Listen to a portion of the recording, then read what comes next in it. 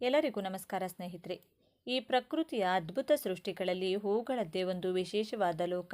ಆ ಅದ್ಭುತವಾದ ಲೋಕದಲ್ಲಿ ತನ್ನ ಅಮೋಘವಾದ ಸುವಾಸನೆಯಿಂದಲೇ ಎಲ್ಲರ ಮನವನ್ನು ಸೆಳೆಯುವಂತಹ ರಾಜಕುಮಾರಿ ಎಂದರೆ ಅದು ಸಂಪಿಗೆ ಪುಷ್ಪ. ಕೇವಲ ನೋಟಕ್ಕೆ ಮಾತ್ರವಲ್ಲ, ತನ್ನ ದಿವ್ಯ ಪರಿಮಳದಿಂದ ಇಡೀ ಪರಿಸರವನ್ನೇ ಪವಿತ್ರಗೊಳಿಸುವಂತಹ ಶಕ್ತಿ ಸಂಪಿಗೆ ಪುಷ್ಪಕ್ಕಿದೆ. ದೇವಸ್ಥಾನದ ಅಂಗಳದಿಂದ ಹಿಡಿದು ಆಯುರ್ವೇದ ಔಷಧಿ ಲೋಕದವರೆಗೂ ಸಹ ಸಂಪಿಗೆ ಮಹತ್ವ ಅಪಾರವಾದದ್ದು.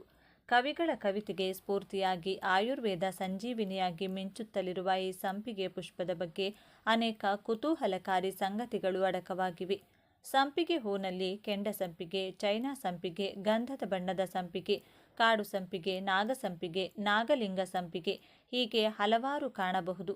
ಆದರೆ ಇವೆಲ್ಲ ಸುವಾಸಿತ ಹೂ ಪ್ರಕಾರಗಳ ಪೈಕಿ ಔಷಧೀಯ ಗುಣಗಳು ಹೆಚ್ಚಾಗಿರುವುದು ಕೆಂಡ ಸಂಪಿಗೆಯಲ್ಲಿಯೇ.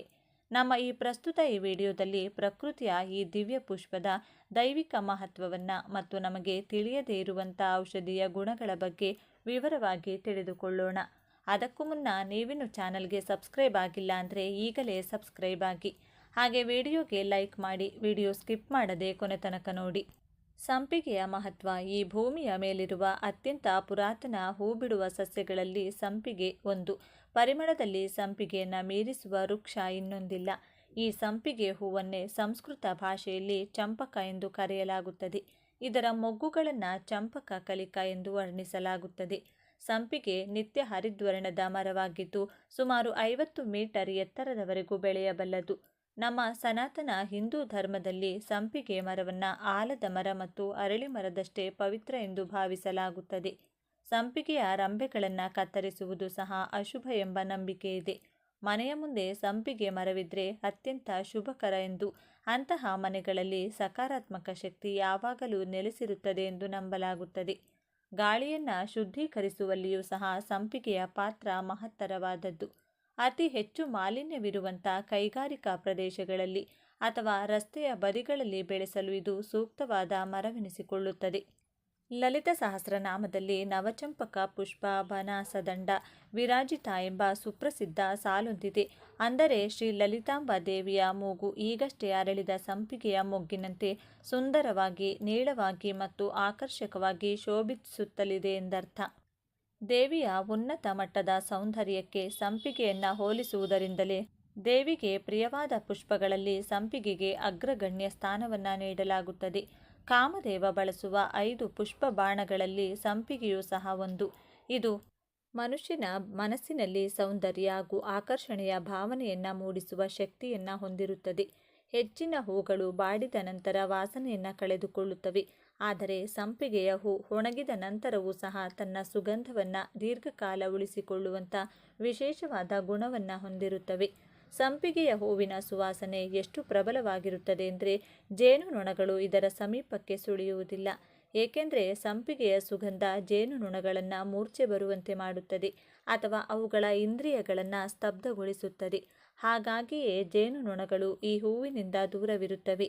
ಜೇನುನೊಣಗಳು ಬದಲಾಗಿ ಜೀರುಂಡೆಗಳು ಸಂಪಿಗೆಯ ಪರಾಗಸ್ಪರ್ಶಕ್ಕೆ ಸಹಾಯವನ್ನು ಮಾಡುತ್ತವೆ. ಸಂಪಿಗೆಯ ಹೂ ಯಾವ ದೇವರಿಗೆ ಶ್ರೇಷ್ಠ? ಸಂಪಿಗೆ ಹೂ ಬಾಡಿದರೂ ಸಹ ಅದರ ಘಮಘಮ ಪರಿಮಳ ಮಾಸುವುದಿಲ್ಲ. ಇದು ಸ್ಥಿರ ಭಕ್ತಿಯನ್ನು ಸಂಕೇತಿಸುತ್ತದೆ. ಆದ್ದರಿಂದಲೇ ಇದನ್ನು ದೇವರಿಗೆ ಅರ್ಪಣೆ ಮಾಡುವುದರಿಂದ ದೀರ್ಘಕಾಲದ ಪುಣ್ಯ ಪ್ರಾಪ್ತವಾಗುತ್ತದೆ. ಅದರಲ್ಲಿಯೂ ಮುಖ್ಯವಾಗಿ ಸಂಪಿಗೆಯ ಪುಷ್ಪ ಮಹಾಲಕ್ಷ್ಮೀ ದೇವರು, ಶ್ರೀಕೃಷ್ಣ ಪರಮಾತ್ಮರು ಮತ್ತು ಗಣಪತಿ ದೇವರಿಗೆ ಅತ್ಯಂತ ಪ್ರಿಯವಾಗಿದ್ದಾಗಿದೆ. ಸಂಪಿಗೆಯ ಸುವಾಸನೆ ಮಹಾಲಕ್ಷ್ಮೀ ದೇವಿಯನ್ನು ತನ್ನತ್ತ ಆಕರ್ಷಿಸುವ ಶಕ್ತಿಯನ್ನು ಹೊಂದಿರುತ್ತದೆ. ಅಂದರೆ ಎಲ್ಲಿ ಸಂಪಿಗೆಯ ಸುವಾಸನೆ ಇರುತ್ತದೆಯೋ ಅಲ್ಲಿ ದಾರಿದ್ರ್ಯ ಲಕ್ಷ್ಮಿ ಓಡಿ ಹೋಗುತ್ತಾಳೆ ಮತ್ತು ಮಹಾಲಕ್ಷ್ಮೀ ದೇವಿ ಬಂದು ನೆಲೆಸುತ್ತಾಳೆ. ಅದರಲ್ಲಿಯೂ ವಿಶೇಷವಾಗಿ ಶುಕ್ರವಾರಗಳಂದು ಮಹಾಲಕ್ಷ್ಮೀ ದೇವಿಗೆ ಸಂಪಿಗೆಯಿಂದ ಅರ್ಚನೆ ಮಾಡುವುದು ಸಕಲೈಶ್ವರ್ಯಗಳನ್ನು ನೀಡುತ್ತದೆ ಎಂದು ನಂಬಲಾಗಿದೆ. ದ್ವಾಪರ ಯುಗದಲ್ಲಿ ಪ್ರಭು ಶ್ರೀಕೃಷ್ಣ ಪರಮಾತ್ಮರಿಗೆ ಸಂಪಿಗೆಯ ಮಾಲೆ ಅತ್ಯಂತ ಪ್ರಿಯವಾಗಿತ್ತು ಎಂದು ಪುರಾಣಗಳು ಉಲ್ಲೇಖಿಸುತ್ತವೆ. ಸಕಲ ದೇವತೆಗಳಿಗೂ ಸಲ್ಲುವ ಸಂಪಿಗೆ ಹೂವನ್ನು ಶಿವಪೂಜೆಯಲ್ಲಿ ಸಾಮಾನ್ಯವಾಗಿ ಬಳಸುವುದಿಲ್ಲ. ಶಿವಪೂಜೆಯಲ್ಲಿ ಸಂಪಿಗೆಯನ್ನು ಬಳಸದಿರುವುದಕ್ಕೂ ಸಹ ಒಂದು ಪೌರಾಣಿಕ ಕಥೆ ಇದೆ. ಪುರಾಣ ಕಥೆಯ ಪ್ರಕಾರ ಗೋಕರ್ಣದ ಶಿವ ದೇಗುಲಕ್ಕೆ ತೆರಳುವ ದಾರಿಯಲ್ಲಿ ಒಂದು ಸುಂದರವಾದ ಸಂಪಿಗೆ ಮರವಿದ್ದಿತ್ತು. ಒಬ್ಬ ದುಷ್ಟ ವ್ಯಕ್ತಿಯು ಪ್ರತಿನಿತ್ಯ ಆ ಮರದ ಹೂಗಳನ್ನು ಕದ್ದು ಶಿವದೇವರಿಗೆ ಅರ್ಪಿಸಿ ಶಿವದೇವರನ್ನ ಪ್ರಸನ್ನಗೊಳಿಸುತ್ತಿದ್ದ. ಆ ವ್ಯಕ್ತಿ ದುಷ್ಟನಾದರೂ ಸಹ ಆತನು ಅರ್ಪಿಸುತ್ತಿದ್ದ ಹೂಗಳ ಸುವಾಸನೆಯಿಂದ ಪ್ರಸನ್ನರಾದಂಥ ಶಿವ ಪರಮಾತ್ಮರು ಆತನಿಗೆ ವಿಶೇಷವಾದ ವರಗಳನ್ನು ನೀಡಿದ್ದರು. ಇದರಿಂದ ಆ ವ್ಯಕ್ತಿ ಅಹಂಕಾರಿಯಾಗಿ ಜನರನ್ನ ಪೀಡಿಸುತ್ತಿದ್ದನಂತೆ. ಒಮ್ಮೆ ನಾರದ ಮಹರ್ಷಿಗಳು ಪವಿತ್ರವಾದ ಗೋಕರ್ಣ ಕ್ಷೇತ್ರಕ್ಕೆ ಭೇಟಿಯನ್ನ ನೀಡಲು ಆಗಮಿಸುತ್ತಿದ್ದರಂತೆ. ಆಗ ದೇವಾಲಯದ ಹಾದಿಯಲ್ಲಿ ಅವರಿಗೆ ಅತ್ಯಂತ ಸುವಾಸನೆಯುತವಾದ ಈ ಸಂಪಿಗೆಯ ಮರ ಕಂಡುಬರುತ್ತದೆ. ಆ ಮರದ ಬಳಿಯೇ ಆ ದುಷ್ಟ ಮನುಷ್ಯನು ಸಹ ಶಿವ ಪೂಜೆಗಾಗಿ ಹೂಗಳನ್ನು ಕೇಳುತ್ತಿರುವುದನ್ನು ನಾರದ ಮಹರ್ಷಿಗಳು ಕಾಣುತ್ತಾರೆ. ಆದರೆ ಆ ವ್ಯಕ್ತಿ ನಾರದರನ್ನ ನೋಡಿದ ತಕ್ಷಣ ತನ್ನಲ್ಲಿದ್ದ ಹೂಗಳನ್ನೆಲ್ಲ ಅಡಗಿಸಿಟ್ಟುಕೊಳ್ಳುತ್ತಾನೆ. ಆಗ ನಾರದರು ಆ ವ್ಯಕ್ತಿಯನ್ನ ಕುರಿತು, ಹೂಗಳನ್ನು ನೀನು ಕೇಳುತ್ತಿರುವೆಯೇ ಎಂದು ಕೇಳುತ್ತಾರೆ. ಆ ವ್ಯಕ್ತಿ ಇಲ್ಲ ಎಂದು ಸುಳ್ಳನ್ನು ನುಡಿಯುತ್ತಾನೆ. ಕೋಪಗೊಂಡಂಥ ನಾರದ ಮಹರ್ಷಿಗಳು ಸ್ವತಃ ಸಂಪಿಗೆ ಮರವನ್ನೇ ಕುರಿತು, ನಿನ್ನ ಹೂಗಳನ್ನು ಯಾರಾದರೂ ಕಿತ್ತಿದ್ದಾರೋ ಎಂದು ಪ್ರಶ್ನಿಸುತ್ತಾರೆ. ದುಷ್ಟ ವ್ಯಕ್ತಿಗೆ ಹೆದರಿದ ಮರವೂ ಸಹ ಇಲ್ಲ ಎಂದು ಅಸತ್ಯವನ್ನ ನುಡಿಯುತ್ತದೆ. ತದನಂತರ ನಾರದರು ದೇವಾಲಯದ ಒಳ ಪ್ರವೇಶ ಮಾಡಿದಾಗ ಶಿವಲಿಂಗ ಸಂಪೂರ್ಣವಾಗಿ ಸಂಪಿಗೆ ಹೂಗಳಿಂದ ಅಲಂಕೃತಗೊಂಡಿರುವುದನ್ನು ಕಂಡು ಆಶ್ಚರ್ಯಗೊಳ್ಳುತ್ತಾರೆ. ಗೋಕರ್ಣ ಕ್ಷೇತ್ರದಂಥ ದೈವ ಸನ್ನಿಧಿಯಲ್ಲಿಯೇ ಸಂಪಿಗೆ ಅಸತ್ಯವನ್ನು ನುಡಿದಿದ್ದರಿಂದ ಕೋಪಗೊಂಡ ನಾರದ ಮಹರ್ಷಿಗಳು, ನೀನು ದೇವಲೋಕದ ಸುಗಂಧ ಹೊಂದಿದ್ದರೂ ನೀನು ಹೂಗಳು ಶಿವದೇವರ ಪೂಜೆಗೆ ಅನರ್ಹವಾಗಲಿ, ನಿನ್ನ ಶಿವ ಪರಮಾತ್ಮರಿಗೆ ಅರ್ಪಣೆ ಮಾಡಿದರೆ ಆ ಪೂಜೆಯ ಫಲವೇ ದೊರೆಯದಿರಲಿ ಎಂದು ಶಾಪವನ್ನು ನೀಡುತ್ತಾರೆ. ಅಂದಿನಿಂದ ಸಂಪಿಗೆ ಶಿವ ಪೂಜೆಯಲ್ಲಿ ನಿಷೇಧಗೊಂಡಿತ್ತು ಎಂಬ ಪ್ರಸ್ತಾಪವಿದೆ. ಸಂಪಿಗೆಯ ಔಷಧೀಯ ಗುಣಗಳು. ಸಂಪಿಗೆಯ ತೀಕ್ಷ್ಣ ಸುವಾಸನೆ ಮೆದುಳಿನಲ್ಲಿ ಎಂಡೋರ್ಫಿನ್ಸ್ ಎಂಬ ರಾಸಾಯನಿಕವನ್ನು ಬಿಡುಗಡೆ ಮಾಡಲು ಪ್ರೇರೇಪಿಸುತ್ತದೆ. ಈ ರಾಸಾಯನಿಕ ತಲೆನೋವು, ಮಾನಸಿಕ ಒತ್ತಡ, ಆತಂಕ, ಮೈಗ್ರೇನ್ನ ನಿವಾರಣೆಯನ್ನು ಮಾಡುತ್ತದೆ. ಸಂಪಿಗೆಯ ಎಣ್ಣೆಯನ್ನು ಕೂದಲಿಗೆ ಹಚ್ಚುವುದು ಕೂದಲಿನ ಆರೋಗ್ಯಕ್ಕೂ ಬಹಳ ಒಳ್ಳೆಯದು. ಸಂಪಿಗೆಯ ಹೂಗಳನ್ನು ಹರಳೆಣ್ಣೆಯಲ್ಲಿ ಬೆರೆಸಿ ಬಿಸಿ ಮಾಡಿ ನೋವಿರುವ ಜಾಗಕ್ಕೆ ಲೇಪಿಸಿಕೊಂಡ್ರೆ ಕೀಲು ನೋವು ಮತ್ತು ಸಂಧಿವಾತವೂ ಸಹ ಕಡಿಮೆಯಾಗುತ್ತದೆ. ಸಂಪಿಗೆಯ ಎಲೆಗಳ ಕಷಾಯ ಜ್ವರ ಮತ್ತು ಅಜೀರ್ಣದಂಥ ಸಮಸ್ಯೆಗಳಿಗೆ ಹಳೆಯ ಕಾಲದಿಂದಲೂ ಮದ್ದಾಗಿ ಬಳಕೆಯಲ್ಲಿದೆ. ಸಂಪಿಗೆಯ ಹೂಗಳನ್ನು ಬೆರೆಸಿ ಕುದಿಸಿದ ನೀರನ್ನು ಸೇವಿಸುವುದರಿಂದ ಮೂತ್ರಕೋಶದ ಉರಿ ಕಡಿಮೆಯಾಗಿ ಮೂತ್ರ ಸುಗಮವಾಗಿ ಹೋಗುತ್ತದೆ. ಈ ಸುವಾಸನೆಯುಕ್ತ ಸಂಪಿಗೆ ಹೂಗಳನ್ನು ಚರ್ಮದ ರೋಗಗಳು, ಗಾಯಗಳು ಮತ್ತು ಹಣ್ಣುಗಳಂಥ ವಿವಿಧ ರೋಗಗಳ ಚಿಕಿತ್ಸೆಗೆ ಆಯುರ್ವೇದ ಔಷಧಿಗಳಲ್ಲಿ ಬಳಸುತ್ತಾರೆ.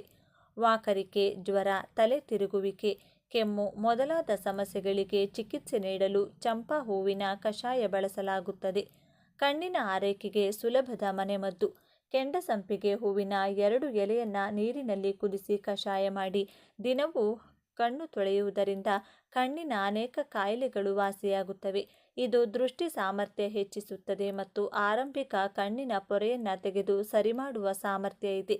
ಸಂಧಿವಾತವಿದ್ದರೆ 1 ಕಪ್ ಹರಳೆಣ್ಣೆಯಲ್ಲಿ ಸಂಪಿಗೆಯ 5-6 ಹೂಗಳನ್ನು ಹಾಕಿ ಬೆಚ್ಚಗೆ ಮಾಡಿ ನೋವಿರುವ ಜಾಗಕ್ಕೆ ಸವರಿದರೆ ನೋವು ನಿವಾರಣೆಯಾಗುತ್ತದೆ. ತಲೆಕೂದಲು ಉದುರುತ್ತಿದ್ದರೆ, ಹೊಟ್ಟೆ ಹೆಚ್ಚಾದರೆ ನಿಂಬೆಹಣ್ಣಿನ ರಸದಲ್ಲಿ ಸಂಪಿಗೆ ಹೂಗಳನ್ನು ರಾತ್ರಿ ಪೂರ ನೆನೆಹಾಕಿ ಮುಂಜಾನೆ ಹೂಗಳನ್ನು ಹಿಸುಕಿ ತೆಗೆದು ಕೂದಲಿನ ಬುಡಕ್ಕೆ ಹಚ್ಚಿ ಸಂಪಿಗೆ ಚಕ್ಕೆಯನ್ನು ಅರೆಬರೆ ಕುಟ್ಟಿ ನೀರು ಹಾಕಿ ಕುದಿಸಿ ಅರ್ಧಕ್ಕೆ ಇಳಿದಾಗ ಸೋಸಿ ಜ್ವರದಲ್ಲಿ 3 ಚಮಚದಷ್ಟು ಪ್ರತಿ 2 ಗಂಟೆಗೆ ಕುಡಿಸುತ್ತಿದ್ದರೆ ಗುಣವಾಗುತ್ತದೆ. ಸಂಪಿಗೆ ಚಕ್ಕೆಯ ಕಷಾಯವನ್ನು ಸತತವಾಗಿ 6 ತಿಂಗಳು ಕುಡಿಯೋದ್ರಿಂದ ರಕ್ತ ಶುದ್ಧವಾಗಿ ಚರ್ಮದ ಕಾಯಿಲೆಗಳು ಗುಣವಾಗುತ್ತವೆ. ಸಂಪಿಗೆ ಚಕ್ಕೆಯನ್ನು ನೆರಳಿನಲ್ಲಿ ಒಣಗಿಸಿ ಪುಡಿ ಮಾಡಿ ಬಾಯಲ್ಲಿಟ್ಟು ರಸ ನುಂಗುತ್ತಿದ್ದರೆ ಟಾನ್ಸಿಲ್ ಗುಣವಾಗುತ್ತದೆ. 1 ಚಮಚದಷ್ಟು ಸಂಪಿಗೆ ಹೂವಿನ ರಸವನ್ನು ಜೇನುತುಪ್ಪ ಸೇರಿಸಿ ದಿನಕ್ಕೆ 2 ಬಾರಿ ತಿಂದು ಹೂ ಇಲ್ಲವಾದಲ್ಲಿ ಎಲೆಗಳನ್ನು ಉಪಯೋಗಿಸಬಹುದು. 9ನೇ ದಿನ ಭೇದಿಯಾಗಲು ತೆಗೆದುಕೊಳ್ಳುವುದರಿಂದ ಉದರದ ಕ್ರಿಮಿ ನಾಶವಾಗುತ್ತದೆ. ಸಂಪಿಗೆಯ ಎಳೆಯ ಎಲೆಗಳನ್ನು ಮಿಕ್ಸಿಯಲ್ಲಿ ರುಬ್ಬಿ ಕಷಾಯ ಮಾಡಿ ಕುಡಿಯೋದ್ರಿಂದ ದೇಹದ ತೂಕವನ್ನು ಕಡಿಮೆ ಮಾಡಲು ಸಹಾಯ ಮಾಡುತ್ತದೆ. ಸಂಪಿಗೆಯ ಕುಸುಮವನ್ನು ಬೆಣ್ಣೆಯಲ್ಲಿ ಲೇಪಿಸಿ ಅರ್ಧ ಚಮಚ ತಿಂದರೆ ರಕ್ತ ಮೂಲವ್ಯಾಧಿ ಗುಣವಾಗುತ್ತದೆ. ಸಂಪಿಗೆಯ ಕುಸುಮವನ್ನು ಜೇನುತುಪ್ಪ ಸೇರಿಸಿ ತಿಂದರೆ ಬಿಕ್ಕಳಿಕೆ ನಿಲ್ಲುತ್ತದೆ. ಸಂಪಿಗೆಯ ಕುಸುಮವನ್ನು ಪ್ರತಿನಿತ್ಯ ತಿನ್ನೋದ್ರಿಂದ ವೀರ್ಯ ವೃದ್ಧಿಸುತ್ತದೆ.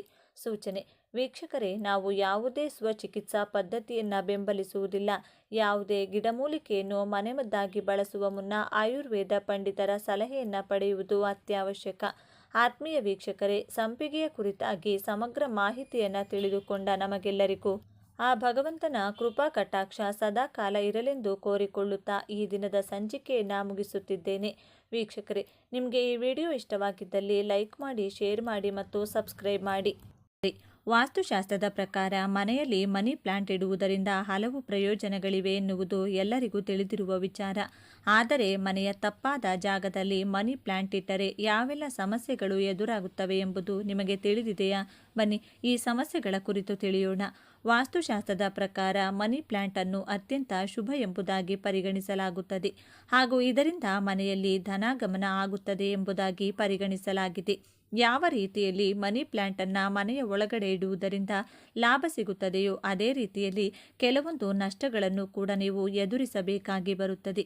ಇವತ್ತಿನ ಈ ವಿಡಿಯೋದ ಮೂಲಕ ಮನಿ ಪ್ಲಾಂಟ್ ಅನ್ನು ಮನೆಯ ಒಳಗೆ ತಪ್ಪಾಗಿ ಇಡುವುದರಿಂದಾಗಿ ಅನುಭವಿಸಬೇಕಾಗಿರುವಂಥ 7 ನಷ್ಟಗಳ ಬಗ್ಗೆ ಸಂಪೂರ್ಣ ಮಾಹಿತಿಯನ್ನು ಪಡೆದುಕೊಳ್ಳೋಣ ಬನ್ನಿ. ಅದಕ್ಕೂ ಮುನ್ನ ನೀವಿನ್ನು ನಮ್ಮ ಚಾನಲ್ಗೆ ಸಬ್ಸ್ಕ್ರೈಬ್ ಆಗಿಲ್ಲ ಅಂದರೆ ಈಗಲೇ ಸಬ್ಸ್ಕ್ರೈಬ್ ಆಗಿ, ಹಾಗೆ ವಿಡಿಯೋಗೆ ಲೈಕ್ ಮಾಡಿ, ವಿಡಿಯೋ ಸ್ಕಿಪ್ ಮಾಡದೆ ಕೊನೆ ತನಕ ನೋಡಿ ಹಾಗೂ ಭಕ್ತಿಯಿಂದ ಶ್ರೀ ಮಹಾಲಕ್ಷ್ಮಿ ನಮಃ ಅಂತ ಎಲ್ಲರೂ ಕಮೆಂಟ್ ಮಾಡಿ ತಿಳಿಸಿ. ಮನಿ ಪ್ಲಾಂಟ್ ವಾಸ್ತುಶಾಸ್ತ್ರದ ಪ್ರಕಾರ ಅತ್ಯಂತ ಅದೃಷ್ಟ ತರುವಂತಹ ಸಸ್ಯ ಎನ್ನುವುದು ಸಾಬೀತಾಗಿರುವಂತಹ ವಿಚಾರ. ಅದರಲ್ಲಿ ಯಾವುದೇ ಅನುಮಾನವಿಲ್ಲ. ಆದರೆ ಇದನ್ನು ಮನೆಯ ಸ್ನಾನದ ಕೋಣೆಯಲ್ಲಿಟ್ಟರೆ ಅಥವಾ ಅದರಲ್ಲಿ ಒಂದು ವೇಳೆ ಫಂಗಸ್ ಕಾಣಿಸಿಕೊಂಡ್ರೆ ಸಾಂಕ್ರಾಮಿಕ ಕಾಯಿಲೆ ತರುವಂಥ ಕ್ರಿಮಿಗಳು ಕೂಡ ಇದರಿಂದ ಹೆಚ್ಚುತ್ತವೆ. ಇದರಿಂದಾಗಿ ಮನೆಯಲ್ಲಿನ ಕುಟುಂಬದ ಸದಸ್ಯರಲ್ಲಿ ಆರೋಗ್ಯದ ಸಮಸ್ಯೆ ಕಾಣಿಸಿಕೊಂಡು ಕೂಡ ನೋವು ಪಡಬೇಕಾಗುತ್ತದೆ. ಹೀಗಾಗಿ ಇದು ಕೂಡ ಒಂದು ನಷ್ಟದ ಪರಿಣಾಮ ಎಂದು ಹೇಳಬಹುದು. ನೀವು ಮನಿ ಪ್ಲಾಂಟನ್ನು ಮನೆಯ ಒಳಗೆ ಇಡುತ್ತಿದ್ದೀರಿ ಎಂದಾದರೆ ಅವುಗಳನ್ನು ಸರಿಯಾಗಿ ನೋಡಿಕೊಳ್ಳುವುದು ಕೂಡ ನಿಮ್ಮ ಪ್ರಾಮುಖ್ಯ ಕರ್ತವ್ಯ ಆಗಿರುತ್ತದೆ. ಇಲ್ಲವಾದಲ್ಲಿ ಇವುಗಳು ಒಂದಕ್ಕೊಂದು ಗೊಂಚಲು ಬಿದ್ದಂತೆ ಹರಡಿಕೊಂಡಿರುತ್ತದೆ. ಇದರಿಂದಾಗಿ ಮನಿ ಪ್ಲಾಂಟ್ ನೆಲಕ್ಕೆ ಜೋತು ಬೀಳುವಂಥ ಸಾಧ್ಯತೆ ಹೆಚ್ಚಾಗಿರುತ್ತದೆ. ವಾಸ್ತುಶಾಸ್ತ್ರದ ಪ್ರಕಾರ ಈ ರೀತಿಯಲ್ಲಿ ಮನಿ ಪ್ಲಾಂಟ್ ನೆಲಕ್ಕೆ ತಾಗಿಕೊಂಡ್ರೆ ಜೋತು ಬೀಳುವುದು ಅಶುಭ ಎಂದು ಪರಿಗಣಿಸಲಾಗುತ್ತದೆ. ಯಾವತ್ತೂ ಮನಿ ಪ್ಲಾಂಟನ್ನು ಮನೆಯಲ್ಲಿ ಇಡುವ ಸಂದರ್ಭದಲ್ಲಿ ಎತ್ತರದ ಸ್ಥಳದಲ್ಲಿಡಬೇಕು. ಎತ್ತರದ ಸ್ಥಳವನ್ನು ಹೊರತುಪಡಿಸಿ ಬೇರೆ ಯಾವುದೇ ದಿಕ್ಕಿನಲ್ಲಿ ಅಥವಾ ಸ್ಥಳದಲ್ಲಿ ಮನಿ ಪ್ಲಾಂಟನ್ನು ಇಟ್ಟರೆ ಆ ಸಂದರ್ಭದಲ್ಲಿ ಇದು ನಿಮ್ಮ ದೇಹದ ನರಭಾಗದಲ್ಲಿ ಸಾಕಷ್ಟು ಸಮಸ್ಯೆಗಳನ್ನು ತರುತ್ತದೆ. ನರಮಂಡಲದ ವ್ಯವಸ್ಥೆಯಲ್ಲಿ ಮನಿ ಪ್ಲಾಂಟ್ ಮೂಲಕ ಪ್ರಾರಂಭವಾಗಿರುವಂಥ ಕೆಲವೊಂದು ನೆಗೆಟಿವ್ ಪರಿಣಾಮಗಳು ನಿಮಗೆ ಇನ್ನಷ್ಟು ಹೆಚ್ಚಿನ ಆರೋಗ್ಯ ಸಮಸ್ಯೆಗಳನ್ನು ಹೊತ್ತು ತರಬಹುದಾಗಿದೆ. ಇವುಗಳಿಂದ ತಪ್ಪಿಸಿಕೊಳ್ಳಲು ನೀವು ಇದನ್ನು ಪರಿಗಣಿಸಬೇಕಾಗುತ್ತದೆ. ವಾಸ್ತುಶಾಸ್ತ್ರದಲ್ಲಿ ಉಲ್ಲೇಖಿಸಿರುವಂಥ ಮಾಹಿತಿಗಳ ಪ್ರಕಾರ ಮನಿ ಪ್ಲಾಂಟನ್ನು ನೀವು ಸರಿಯಾದ ವಾಸ್ತುಶಾಸ್ತ್ರಕ್ಕೆ ಅನುಗುಣವಾಗಿರುವಂಥ ದಿಕ್ಕಿನಲ್ಲಿಡದೆ ಹೋದಲ್ಲಿ ಹಣದ ವಿಚಾರವಾಗಿ ಸಾಕಷ್ಟು ಸಮಸ್ಯೆಗಳನ್ನು ಎದುರಿಸಬೇಕಾಗಿ ಬರಬಹುದು. ಎಲ್ಲಕ್ಕಿಂತ ಪ್ರಮುಖವಾಗಿ ಮನಿ ಪ್ಲಾಂಟನ್ನು ನಿಮ್ಮ ಮನೆಯ ಒಳಗಡೆ ಉತ್ತರ ಹಾಗೂ ಪೂರ್ವ ದಿಕ್ಕಿನಲ್ಲಿ ಯಾವತ್ತೂ ಕೂಡ ಇಡಬಾರದು. ಇದು ಅಪಶಕುನದ ರೀತಿಯಲ್ಲಿ ಕಾಣಿಸಿಕೊಳ್ಳುತ್ತದೆ. ಈ ದಿಕ್ಕನ್ನು ನಕಾರಾತ್ಮಕ ಶಕ್ತಿಗಳು ಹೆಚ್ಚಾಗಿರುವಂತಹ ದಿಕ್ಕು ಎಂಬುದಾಗಿ ಪರಿಗಣಿಸಲಾಗುತ್ತದೆ ಹಾಗೂ ಈ ರೀತಿ ಮನಿ ಪ್ಲಾಂಟ್ ಇಡೋದ್ರಿಂದ ಮನೆಯಲ್ಲಿ ನಕಾರಾತ್ಮಕ ಶಕ್ತಿಗಳು ಹೆಚ್ಚಾಗುತ್ತವೆ. ಶುಕ್ರನ ಪ್ರತೀಕ ಎಂಬುದಾಗಿ ಪರಿಗಣಿಸಲಾಗುವಂಥ ಮನಿ ಪ್ಲಾಂಟ್ ಉತ್ತರ ಪೂರ್ವ ದಿಕ್ಕಿನಲ್ಲಿ ಅಂದರೆ ಈಶಾನ್ಯ ದಿಕ್ಕಿನಲ್ಲಿರುವುದರಿಂದ ಇದು ಮನೆಗೆ ನೆಗೆಟಿವ್ ಎನರ್ಜಿಯನ್ನು ತರುತ್ತದೆ ಎಂಬುದಾಗಿ ಹೇಳಲಾಗುತ್ತದೆ. ಈ ಸಮಸ್ಯೆಯಿಂದ ಪಾರಾಗಲು ಮನೆಯಲ್ಲಿ ಈ ದಿಕ್ಕಿನಲ್ಲಿ ಮನಿ ಪ್ಲಾಂಟ್ ಗಿಡವನ್ನು ಇಡೋದನ್ನು ತಪ್ಪಿಸಬೇಕು.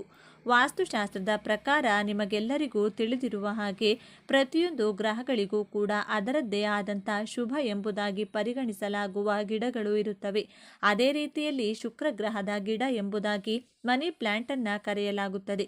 ಜ್ಯೋತಿಷ್ಯ ಶಾಸ್ತ್ರದ ಪ್ರಕಾರ ಶುಕ್ರ ಗ್ರಹಕ್ಕೆ ಶತ್ರು ಗ್ರಹಗಳಾಗಿರುವ ಮಂಗಳ, ಚಂದ್ರ ಹಾಗೂ ಸೂರ್ಯ ಗ್ರಹಗಳ ಇಷ್ಟ ಆಗಿರುವಂಥ ಗಿಡಗಳನ್ನು ಯಾವತ್ತೂ ಕೂಡ ಮನಿ ಪ್ಲಾಂಟ್ ಜೊತೆ ಇಡಬಾರದು ಎಂಬುದಾಗಿ ವಾಸ್ತುಶಾಸ್ತ್ರ ಹೇಳುತ್ತದೆ. ವಾಸ್ತುಶಾಸ್ತ್ರ ಹಾಗೂ ಜ್ಯೋತಿಷ್ಯ ಶಾಸ್ತ್ರ ಎರಡರಲ್ಲಿಯೂ ಕೂಡ ಇದರ ಉಲ್ಲೇಖ ಇರುವ ಕಾರಣದಿಂದಾಗಿ ನೀವು ಮನಿ ಪ್ಲಾಂಟನ್ನು ಮನೆಯ ಒಳಗಡೆ ಇಡುವುದಕ್ಕಿಂತ ಮುಂಚೆ ನಿರ್ಧರಿಸಬೇಕು. ಮನಿ ಪ್ಲಾಂಟನ್ನು ಲಕ್ಷ್ಮಿಯ ಪ್ರತೀಕ ಎಂಬುದಾಗಿ ಕೂಡ ಪರಿಗಣಿಸಲಾಗುತ್ತದೆ. ಯಾಕೆಂದರೆ ಮನಿ ಪ್ಲಾಂಟ್ ಮನೆಯಲ್ಲಿಡೋದ್ರಿಂದ ಸಂಪತ್ತನ್ನು ಮನೆಗೆ ಬರುವಂತೆ ಮಾಡುತ್ತದೆ. ನೀವು ಒಂದು ವೇಳೆ ನಿಮ್ಮ ಮನೆಯಲ್ಲಿರುವಂಥ ಮನಿ ಪ್ಲಾಂಟನ್ನು ಬೇರೆಯವರಿಗೆ ನೀಡ್ತೇವೆ ಎಂಬುದಾಗಿ ನೀಡಿದರೆ ನಿಮ್ಮ ಮನೆಯ ಲಕ್ಷ್ಮಿಯನ್ನು ಬೇರೆಯವರಿಗೆ ನೀಡಿದಂತಾಗುತ್ತದೆ. ಹೀಗಾಗಿ ಯಾವತ್ತೂ ಕೂಡ ಮನೆಯ ಒಳಗಿರುವ ಮನಿ ಪ್ಲಾಂಟ್ ಬೇರೆಯವರಿಗೆ ನೀಡುವಂಥ ಈ ರೀತಿಯ ಕೆಲಸವನ್ನ ಮಾಡೋದಕ್ಕೆ ಹೋಗಬೇಡಿ. ನಿಮ್ಮ ಮನೆಯಿಂದ ಲಕ್ಷ್ಮಿ ನಿರ್ಗಮನವಾಗುತ್ತಾಳೆ. ಕೆಲವೊಂದು ಮಾಹಿತಿಗಳ ಪ್ರಕಾರ ಮನೆಯಲ್ಲಿ ಮನಿ ಪ್ಲಾಂಟನ್ನು ಇಡೋದ್ರಿಂದಾಗಿ ಸಾಕು ಪ್ರಾಣಿಗಳಿಗೂ ಕೂಡ ಆರೋಗ್ಯದ ಸಮಸ್ಯೆ ಕಾಣಿಸಿಕೊಳ್ಳುತ್ತವೆ ಎಂಬುದಾಗಿ ಹೇಳಲಾಗುತ್ತೆ. ಈ ಮನಿ ಪ್ಲಾಂಟ್ನಲ್ಲಿ ಇರುವಂತಹ ಕ್ಯಾಲ್ಸಿಯಂ ಆಕ್ಸಲೇಟ್ ಕ್ರಿಸ್ಟಲ್ನಿಂದಾಗಿ ಸಾಕು ಪ್ರಾಣಿಗಳ ಆರೋಗ್ಯಕ್ಕೆ ವ್ಯತಿರಿಕ್ತ ಪರಿಣಾಮ ಉಂಟಾಗುವ ಸಾಧ್ಯತೆ ಇರುತ್ತದೆ.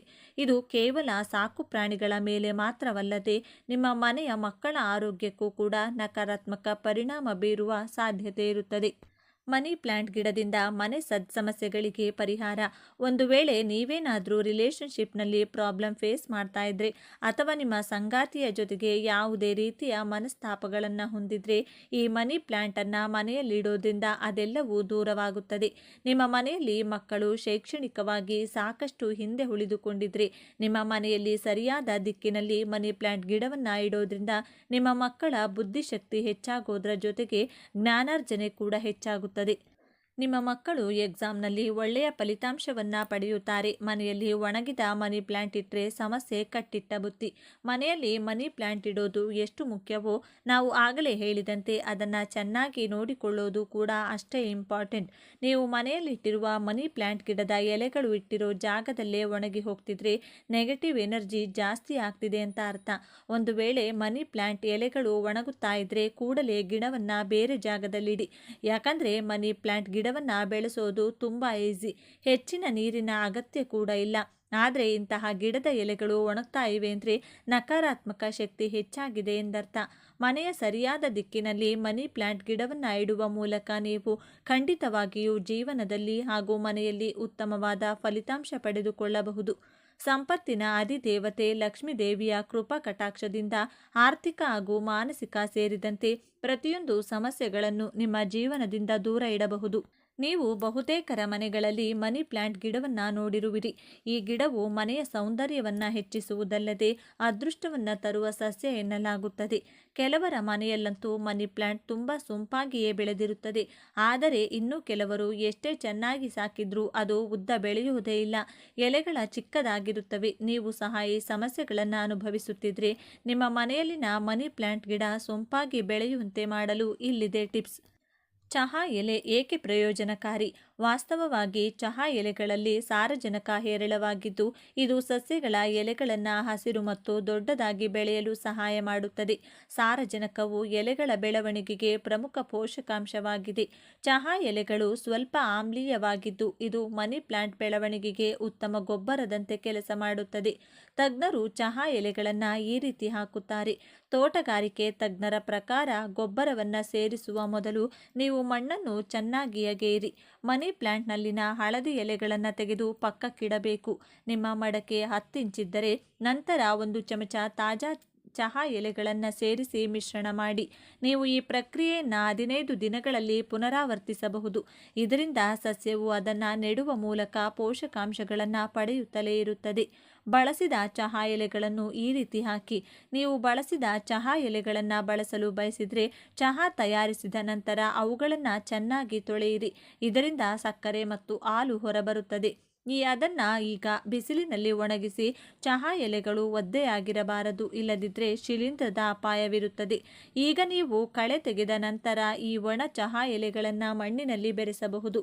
ನೀವು ಬಯಸಿದರೆ 1 ಚಮಚ ಚಹಾ ಎಲೆಗಳನ್ನು 1 ಕಪ್ ನೀರಿನಲ್ಲಿ ಹಾಕಿ 24 ಗಂಟೆಗಳ ಕಾಲ ಬಿಡಿ. ನಂತರ ಅದನ್ನು ಫಿಲ್ಟರ್ ಮಾಡಿ ದ್ರವ ಗೊಬ್ಬರವಾಗಿ ಬಳಸಿ. ಹೆಚ್ಚು ನೀರು ಹಾಕಬೇಡಿ. ಮನಿ ಪ್ಲಾಂಟನ್ನು ನೇರ ಸೂರ್ಯನ ಬೆಳಕಿನಲ್ಲಿ ಇಡುವ ತಪ್ಪನ್ನು ಮಾಡಬೇಡಿ. ಪರೋಕ್ಷ ಸೂರ್ಯನ ಬೆಳಕಿನಲ್ಲಿ ಮಾತ್ರ ಇರಿಸಿ. ಮಣ್ಣು ಸಂಪೂರ್ಣವಾಗಿ ಒಣಗಲು ಬಿಡಬೇಕು. ಅದಕ್ಕೆ ಸಸ್ಯಕ್ಕೆ ಹೆಚ್ಚು ನೀರು ಹಾಕಬೇಡಿ. ಮೇಲ್ಭಾಗ ಒಣಗಿದಾಗ ಮಾತ್ರ ನೀರು ಹಾಕಿ. ಚಹಾ ಎಲೆಗಳನ್ನು ಅತಿಯಾಗಿ ಬಳಸಬೇಡಿ. ಹೆಚ್ಚು ಸೇರಿಸುವುದರಿಂದ ಮಣ್ಣು ತುಂಬ ಆಮ್ಲೀಯವಾಗಬಹುದು. ಇದು ಸಸ್ಯಕ್ಕೆ ಹಾನಿ ಮಾಡುತ್ತದೆ. ಇಂತಹ ಮತ್ತಷ್ಟು ಯೂಸ್ಫುಲ್ ಕಂಟೆಂಟ್ಗಳಿಗಾಗಿ ನಮ್ಮ ಚಾನಲ್ನ ಫಾಲೋ ಮಾಡಿ, ಶೇರ್ ಮಾಡಿ, ಸಬ್ಸ್ಕ್ರೈಬ್ ಮಾಡಿ. ಮತ್ತೊಂದು ಯೂಸ್ಫುಲ್ ಕಂಟೆಂಟ್ ಜೊತೆ ನಿಮ್ಮನ್ನು ಭೇಟಿ ಆಗ್ತೀನಿ. ಧನ್ಯವಾದಗಳು.